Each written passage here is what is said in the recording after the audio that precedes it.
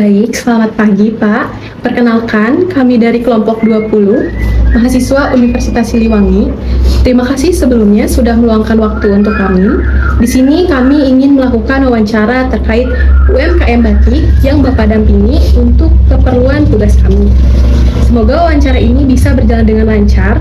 Baik, langsung saja kita mulai. Sebelumnya, boleh Bapak perkenalkan dulu nama dan nama usaha Bapak. Baik, terima kasih atas kunjungannya dari rekan-rekan Universitas Siliwangi. Nama saya perkenalkan Andi Krisnandi sebagai pelanjut yang memegang perusahaan batik Tasik Indah yang ada di kota Tasikmalaya.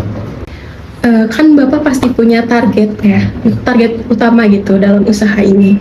Misalnya mau menaikkan omset atau mau menekan biaya pengeluaran gitu. Nah, biasanya Bapak itu melakukannya itu dengan langkah nyata apa gitu di lapangan? Menekan biaya produksi banyak yang kami lakukan. Di antaranya yang pertama itu dengan memilih bahan-bahan seperti pewarna dan lilin. Untuk pelilinan kami menggunakan kembali lilin yang recycle, jadi bisa dipakai kembali. Jadi itu bisa menekan biaya produksi. Untuk bahan pewarna ya kami juga tidak menggunakan dengan sistem celup yang terlalu besar. Jadi kami melakukannya sesuai dengan penggunaan gitu.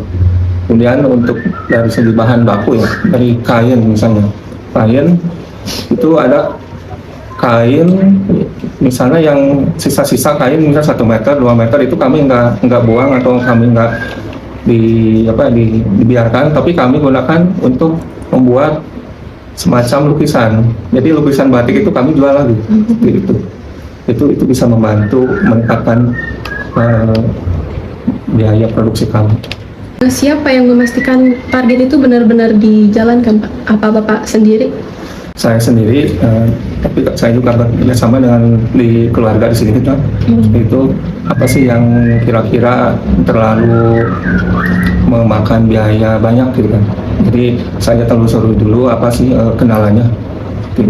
Dalam menjalankan rencana tersebut, yang paling sering dipakai untuk mengontrol jalannya usaha itu, apakah Bapak melakukannya dengan target penjualan atau pembatasan biaya, pengawasan langsung, atau Bapak punya kebiasaan tertentu? Melakukan target kemungkinan selama ini susah sekali ya. Misalnya target bulan ini harus menghasilkan produksi misalkan sekian juta, belasan juta, itu agak sulit dilakukan. Namun kami selalu memaksimalkan misalnya produk-produk yang ada di sini harus cepat keluar gitu. Sehingga biaya untuk membayar pegawai itu harus terbayar gitu. Jadi nggak ada target, tapi harus cepat. Bagaimana caranya produk kami itu bisa cepat keluar, disukai oleh pelanggan seperti itu. Kalau hasilnya itu nggak sesuai, Bapak biasanya lebih memilih mengubah caranya atau orang yang mengerjakannya, Pak?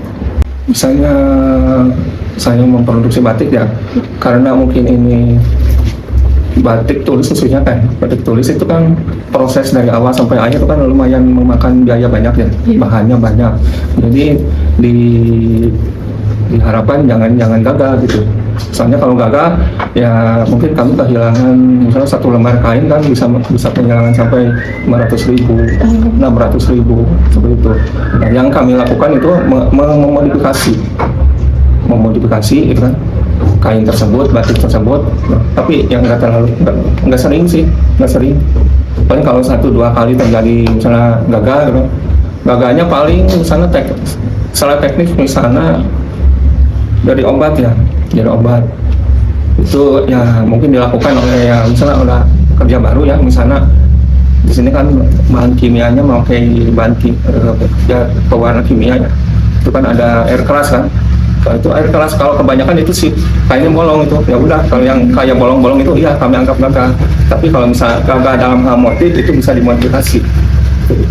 Pembagian tugasnya itu gimana? Apakah Bapak ini memastikan semua orang mengerjakan sesuai target atau Bapak juga terjun di lapangan gitu di tingkat? Untuk pembagian tugas tetap ada ya. Saya sesuai dengan kemampuan, saya bikin membuat ide. Kemudian setelah ide saya membuat desain, ya, membuat desain sketsa dalam kertas. Kemudian saya kadang langsung menerapkan ke kain, gitu kan. Kemudian ada lagi pekerja khusus untuk mendesain di atas kain, ada lagi, jadi beda lagi.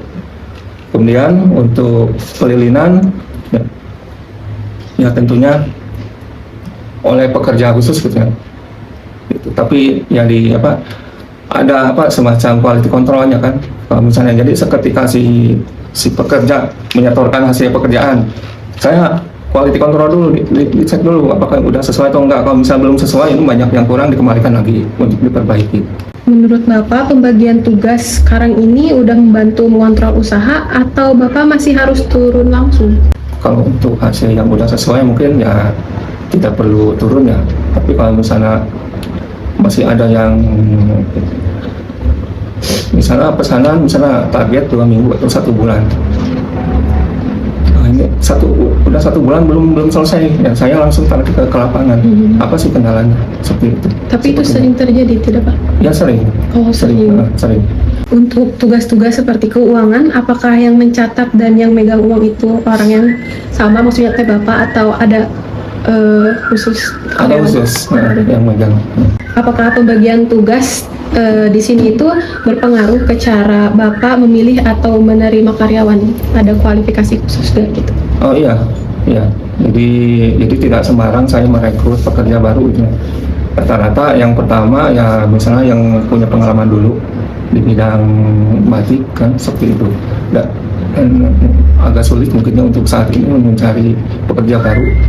Kadang saya mencari pekerja misalnya dari pengrajin lain yang udah off gitu kan, tidak bekerja sama sekali, dan pekerjaan sama sekali. Kalaupun misalnya untuk mengerjakan merekrut karyawan baru, misalnya untuk bagian menggambar, ya saya tidak memberikan yang rumit-rumit dulu. Terus dengan kondisi kerja yang sekarang ya Pak, menurut Bapak ini karyawan ini bisa berkembang gitu kemampuannya atau malah terbatas gitu? Karena mungkin di sini sistemnya masih semi tradisional ya, jadi bukan perusahaan yang dibayar per bulan. Jadi di sini bayarnya per produk. Kadang barongan, ada yang harian, pernah ada yang harian gitu. Tapi nggak sampai bulanan, jadi nggak ada target. Jadi selalu saja menemui kendala lagi dengan ya macam-macam lah gitu kan. Ketika kita sudah membayar lunas gitu kan, tapi mereka meminta lebih, sehingga ya saya juga meminta lebih bayaran, ini harga harus juga berapa. Kalau memilih karyawan, lebih melihat kemampuannya atau karena orangnya itu udah kenal gitu? Yang pertama kenal dulu, yang kedua kemampuannya, seperti itu. Terus suasana kerja di sini tuh lebih ke formal atau kekeluargaan sih Pak? Aku udah lama sih ya bekerja di sini, jadi saya ya udah tahu karakternya gitu, seperti itu. Jadi tapi tetap sih kalau misalnya mereka melakukan hal yang tidak diinginkan ya saya harus menyampaikan. Misalnya kan udah lama ya bagian pewarnaan, tetap kalau misalkan hasil warnanya nggak sesuai, tetap saya harus laporkan karena ini ada permintaan pelanggan. Misalnya harus diulang 2 kali, seperti itu.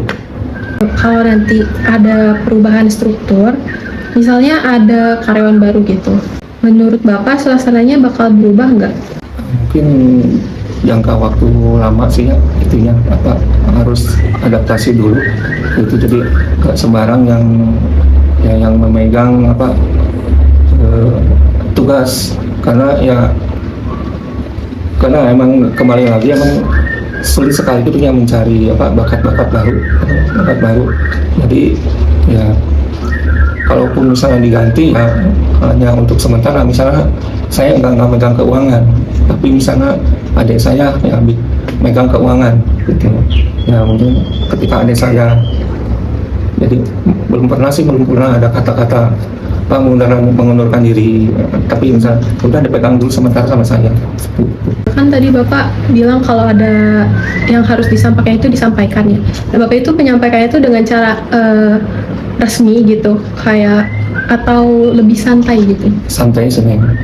Karena udah kenal juga ya. Nah, udah kenal, terus disampaikan juga karena mungkin ini pelanggannya meminta warna seperti ini, kayak soga. Jadi biasanya si pelanggan ngasih sampel, ini saya pengen kuning kayak gini. Nah, langsung saya akan kasihkan ke pekerja, ini kuningnya pengen seperti ini, saya hasil kamu seperti ini. Oh ya namanya, kan ya, harus ditambah lagi, diulang lagi seperti itu. Bapak biasanya menilai kinerja karyawan tuh dari apa? Misalnya dari target, hasil kerja, atau dari pengamatan langsung? Dari hasil kerjanya sih, hasil kerjanya. Jadi menurut saya sangat mudah sekali. Misalnya target seminggu harus selesai, kemudian saya kasih karena borongan sistemnya ya, misalnya saya kasih setengahnya dulu, ketika udah selesai saya lunasi kayak gitu. Nah pas misalnya seminggu nggak ada kabar, saya langsung terjun ke lapangan, apa masalahnya seperti itu. Pokoknya upah segitu tuh untuk satu kali kerja, nggak boleh minta lagi, kecuali kan misalnya pekerjaannya misalnya kan ini kan sulit masih banyak gitu kan, belum lagi harga minyak gas naik, kalau masuk akal ya saya kasih. Cara penilaian dan memberikan penghargaan karyawan di sini membantu Bapak untuk mengendalikan perilaku kerja mereka? Ya mungkin bisa dibilang begitu sih, membantu misalnya ada momen-momen tertentu ya, kayak THR, Lebaran, saya kasih reward. Kemudian misalnya ada penjualan lebih, saya kasih reward gitu. Tapi ya lama-lama mereka kembali lagi sama karakter mereka, kan balik lagi. Sementara ya. Sementara. Biar karyawan tuh tetap rajin gitu ya Pak.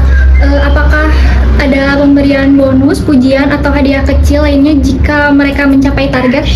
Ya tentu, saya kasih mereka bonus lah. Di sini kedisiplinan lebih dijaga pakai aturan atau dari kebiasaan dan contoh Bapak sendiri?